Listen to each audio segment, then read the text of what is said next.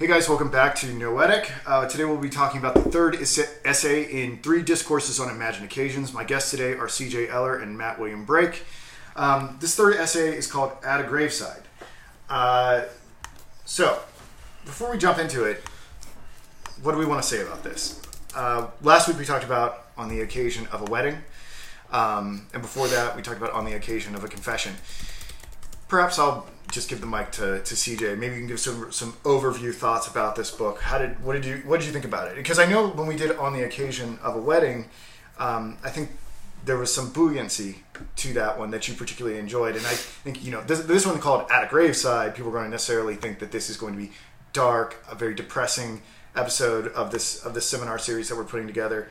I don't think it will be. I personally found it to be a very uplifting essay, largely because, like Kierkegaard does in so many other aspects of myself, I found a friend. I found somebody who I felt resonates with my own perspective in life when I oftentimes feel very alienated from the collective.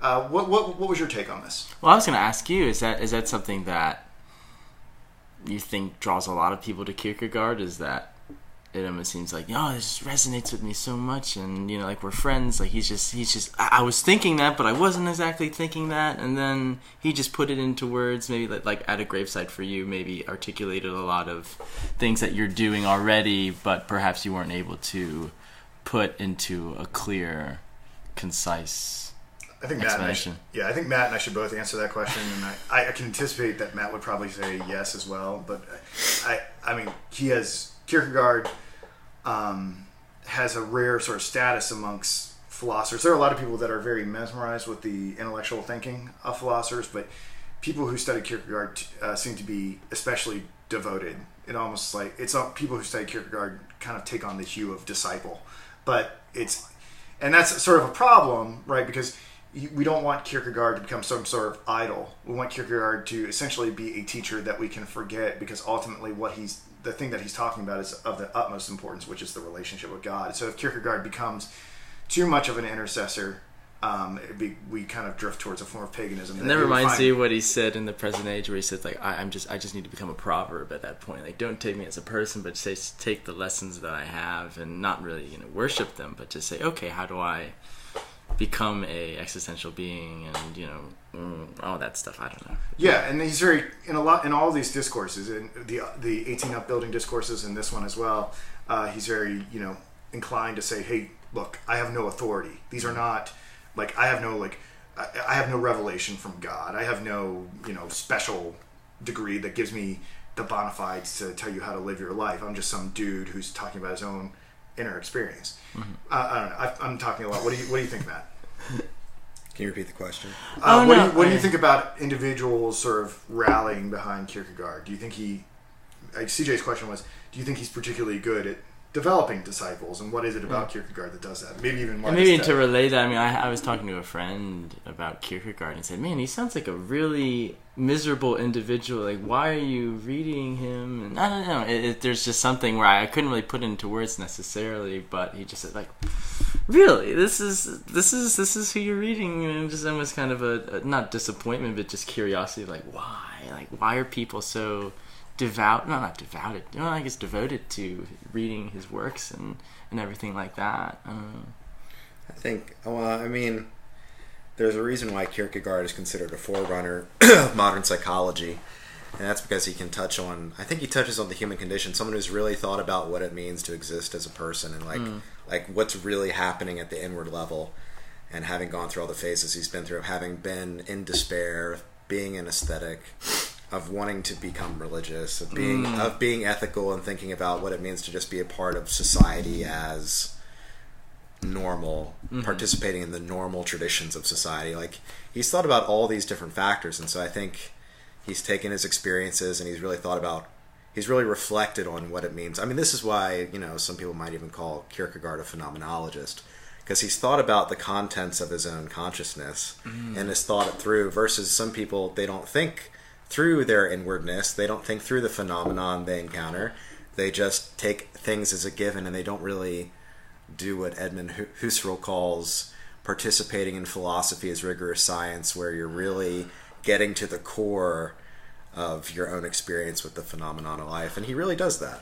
And that's The way you articulate that, I think, is one of the reasons I love Kierkegaard, and especially this work too, is just how he takes an idea, whether it be a biblical passage or something that we take for granted, and he says, wait, well, let's actually dig deeper into this and really get at the heart of what this is about, and then maybe flip the perceptions that we had of it on its head and say, well, actually, no, it's probably the other way around.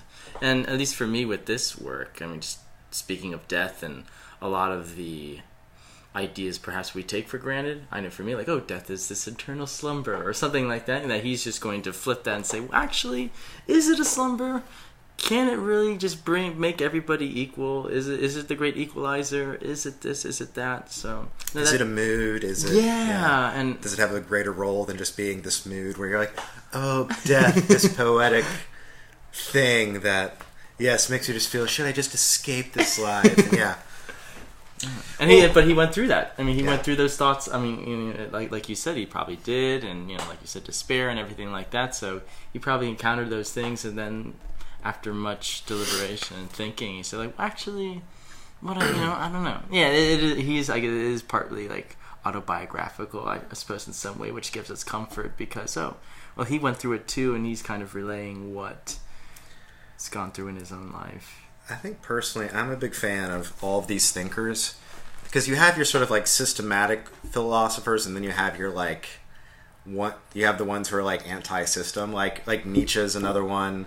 There's a reason why Nietzsche is so popular. There's a reason why Kierkegaard is so popular. There's a reason why Socrates is so popular, and why Kierkegaard likes Socrates. Is there's this move away from like systematizing abstractly to like really getting into like what does it mean to exist as a single individual, because like Kierkegaard says, there's no system of existence, like except maybe for God. But for me to exist is just like I'm just sort of out here. Like I can't think of my life as part of a system. All I have is my existing life. And like with that's why I think Kierkegaard loves Socrates so much. Is there's this move in Socrates from earlier in his life, maybe from being worried about systems and thoughts and nature, being like, okay, what does it mean for me to have an examined life? That's wonderful. I think that's why if you want a job, like one of my professors at George Mason was told, if you want a job, study Kant. If you want to do what you love, which this was what he loved, he was like, study Nietzsche if you want to study what you love, or study Kant if you want a job. And so we all kind of make that choice, but the people who study these guys who are all about living and existence and being an individual, like there's something special about that because it relates you to life a little bit more. I'm not sure you get that with Hegel. Wouldn't it be amazing if it was possible to flip the script on that, where we could have some sort of cultural effect where choosing what you love could actually lead to a job? So, and I think that's kind of what the mission statement here is, what we're trying to do with the Noetic teaching app. Well, let's get into it, because I mean, obviously, one important part of existence, living in the world, is dealing with death and encountering death. And So, like, to start off the text, Kierkegaard, I mean, it starts at a graveside, right? Mm-hmm. So, and Kierkegaard talks about how there is this good man who spent a lot of his life recollecting God and sort of dwelling with some sort of God consciousness, but he's laying within the grave. And Kierkegaard sort of musing on how in this cold grave, the cold, cold ground, there is no sort of reflective recollection going on. It's there, that isn't happening there. On page 72, he says, the recollection of God remained the same, a guide in all his activity, a quiet joy in his devout contemplation. This happened while he was alive. And then finally, when the finality of death was that he had sort of transitioned and gone somewhere else. But the recollection is not sort of happening there. We don't sort of cross over. These are some sort of fantasies that we have, whether they be Stoic fantasies that are told to us, or we get that from somewhere else. And really, the only sort of memory of the man that persists is going to be in the mind of the wife and son that he leaves behind.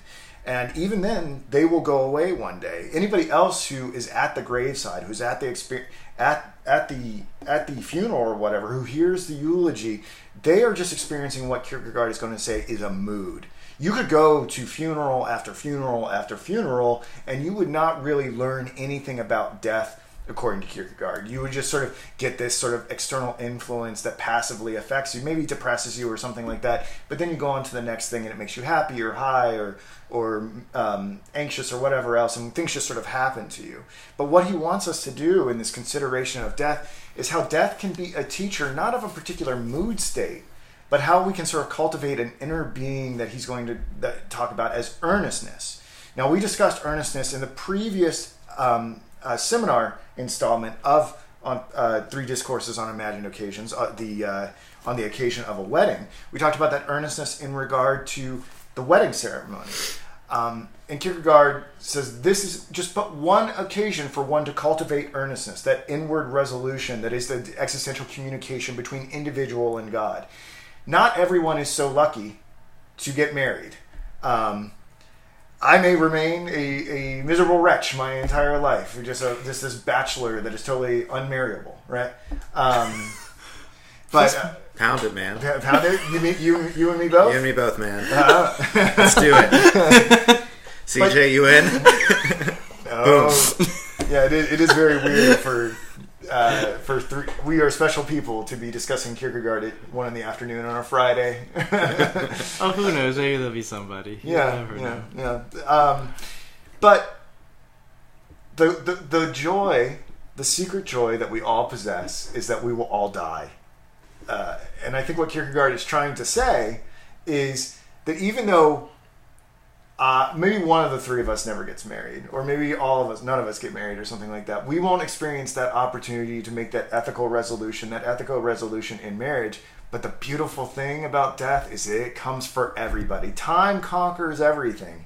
So if you don't get the opportunity to make that inward resolution of earnestness in the wedding ceremony, you will get a chance to do that because your death is imminent. And if you don't just let death happen to you, if you keep it squarely in your mind. Yeah. And I think Kierkegaard wants to say, like, there's something bad about, like, if you've never had a chance to really contemplate death, if you were sort of killed instantly, like someone just like took a bow and arrow and shot me through the heart right now, and I'd just been like going on carnival rides for 36 years of my life, that would be really bad because I never really cultivated this earnestness that is developed as the result of a threefold quality of death.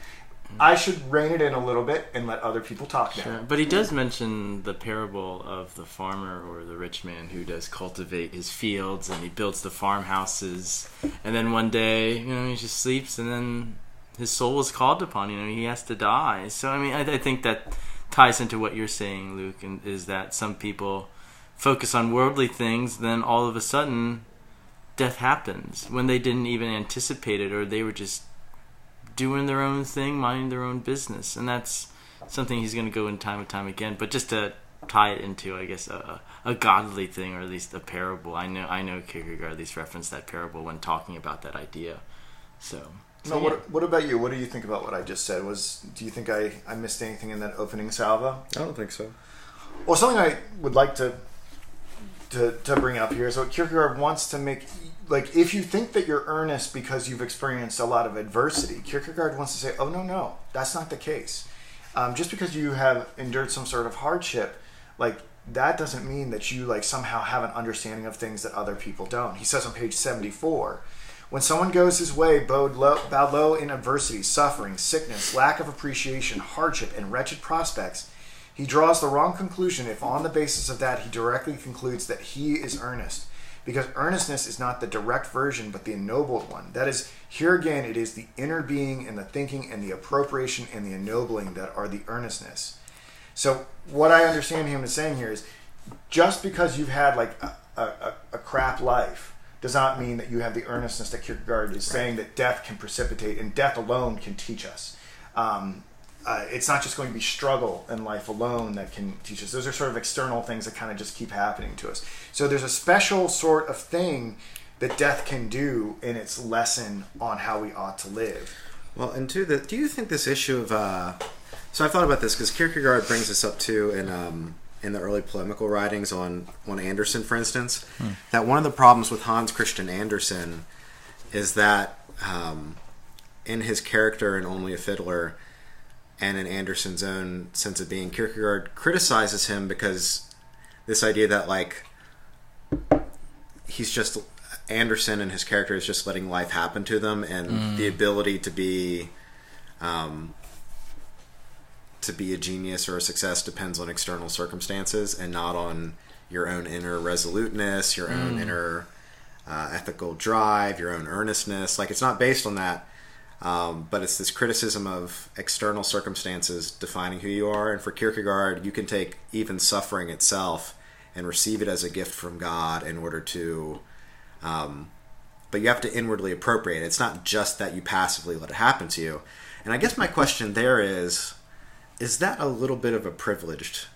Because I still think it's true, but I wonder if you just look at someone and go, yeah, you've gone through hard times, you don't have earnestness. Like is there a little bit of a, because Kierkegaard, again, is someone who like never worked a day in his life.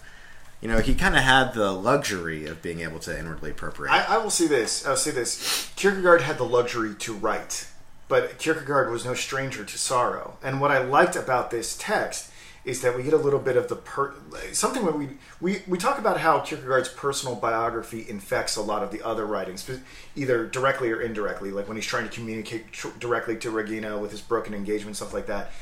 But like, we forget that he was one of 7 children, and 5 of them died along with the matriarch. So Kierkegaard is well aware of adversity and death, and I think you could say, yeah, he might have had, because his father, and I believe these and the other upbuilding discourses are dedicated to his father, the merchant, who, you know, he's like, look, like, I'm not gonna hide this from you guys. Like, I'm living off my dad. Like, but like, I think what he's trying to say here is like, though I have been very financially blessed, I know a lot about the early termination of life. So I would say it would be unfair to say that Kierkegaard had a cushy life. He definitely knew.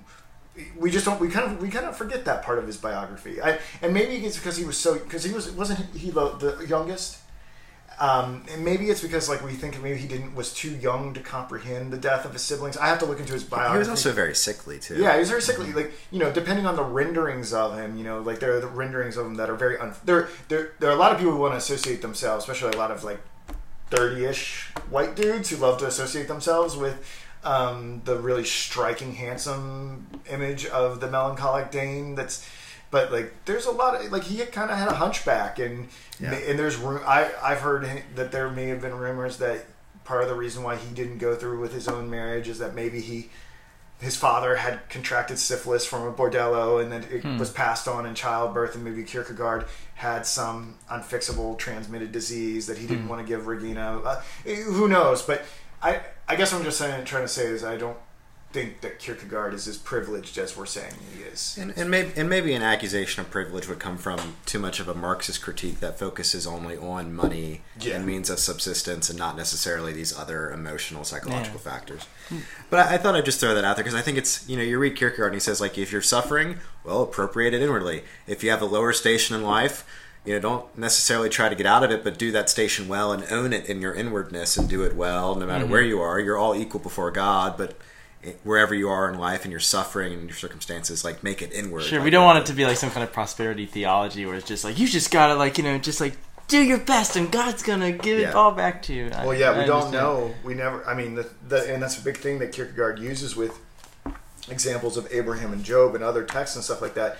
There's no like praying your way to financial security or something like that. And we'll talk about this a little bit later. Like, death is completely uncertain. Like, we never know when it's going to come. And like, you know, Kierkegaard knew that wealth and stuff like that was not going to be something that was going to lead to any sort of happiness. I mean, like I said, he looked at Abraham and Job. These are apparently blessed men in the eyes of the Bible, but they had terrible things happen to him. And his father was very financially well off, but was, I mean, you think about losing a wife and 5 of your own children. I mean, I think Kierkegaard has a very uncomfortable relationship with money because it allowed him to do what he did, but I think he was very concerned that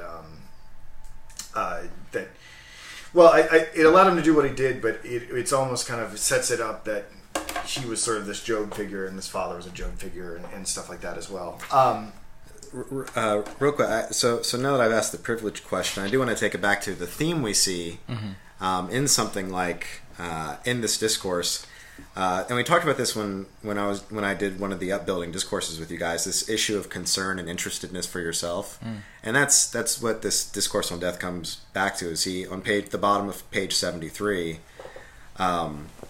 He writes, "This is the jest by which the cunning contemplator places himself on the outside. But even if the contemplation of death uses pictures of horror to describe death and terrifies the sick imagination, it is still only a jest if he merely contemplates death and not himself in death. If he thinks of it as the human condition, but not as his own."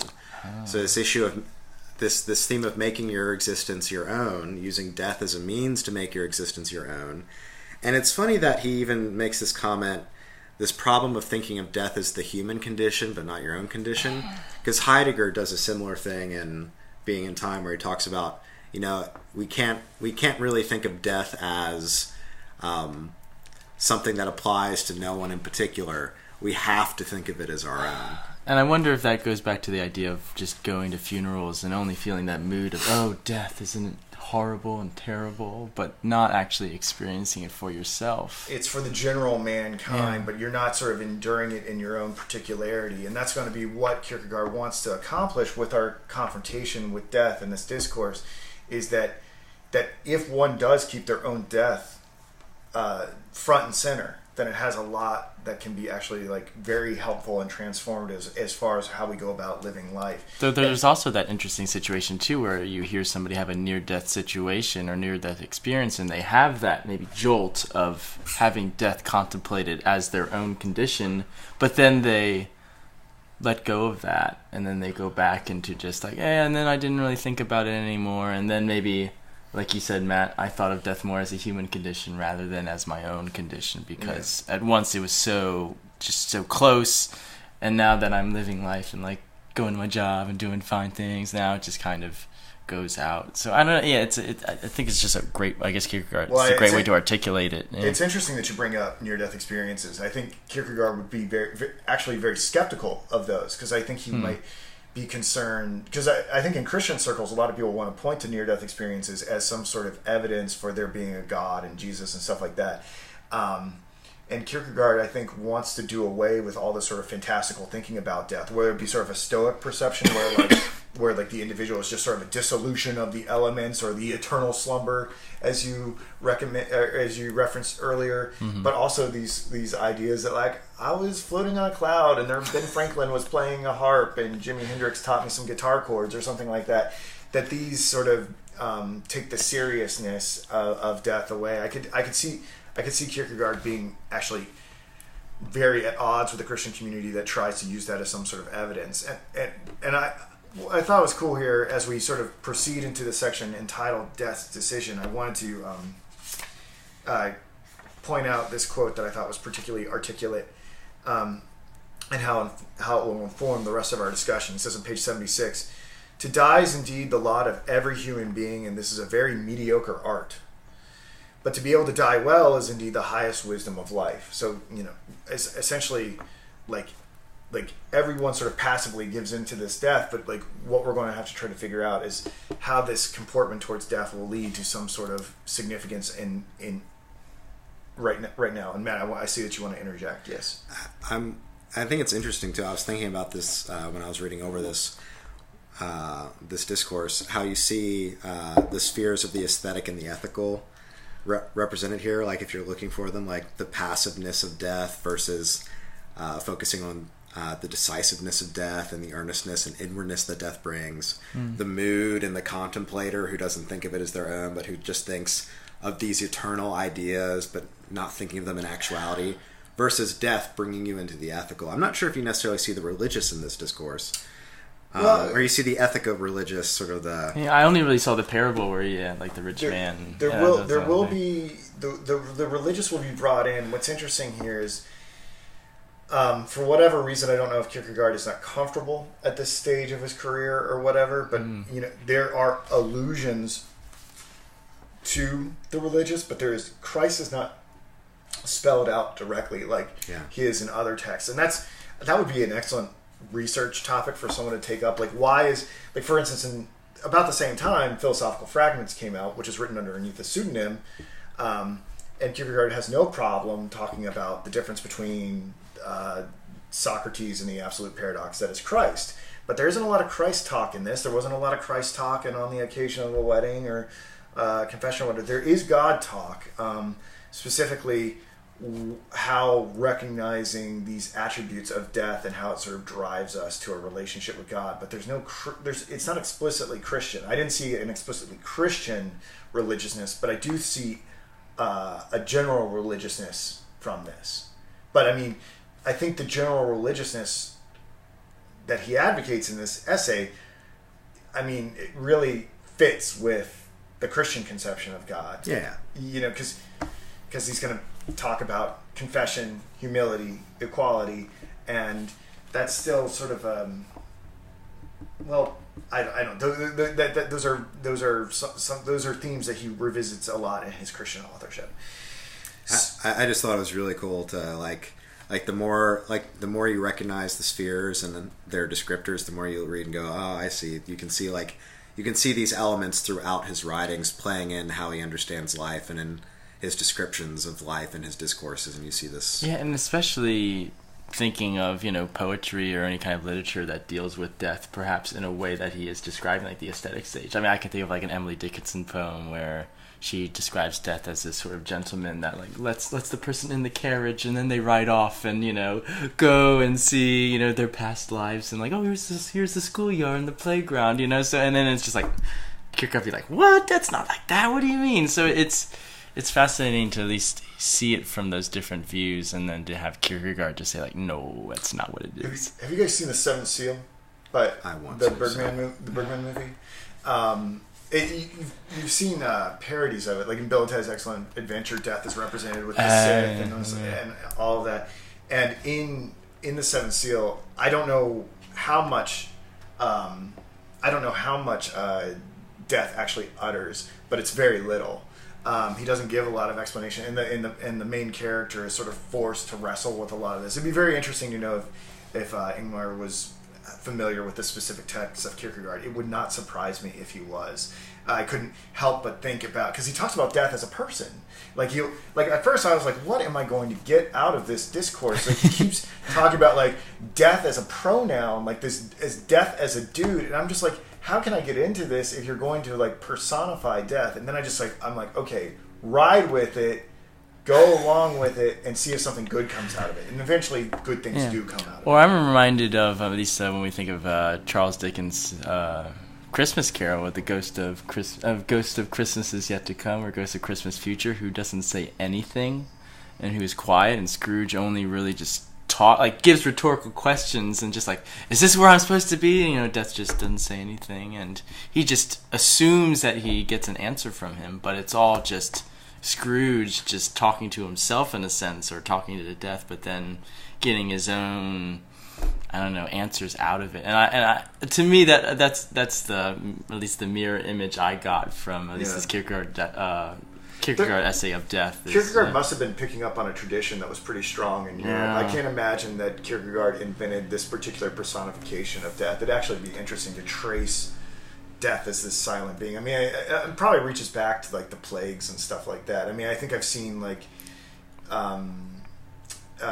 artworks and renderings from that time where death is represented as the skull and cloaked and the Sith and everything like that, who just comes and snuffs out existence. I don't know. I mean, do you know anything about this historical conception of death?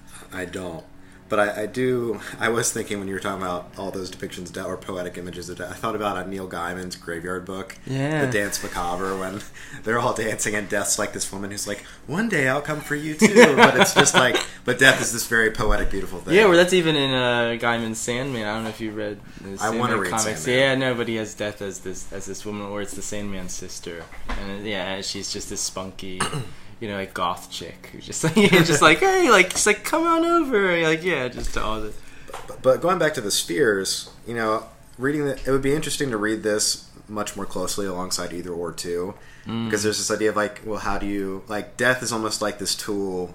The earnest thought of death is this tool whereby you might choose your existence and choose your life, because you're owning your own death, and thereby you're able to choose and be ethical and obtain that inwardness versus this, the contemplation of the aesthetic who never owns their own existence. I like that. Which leads us into, speaking of decisions, and decisiveness, and either ors. Death's decision. Yeah.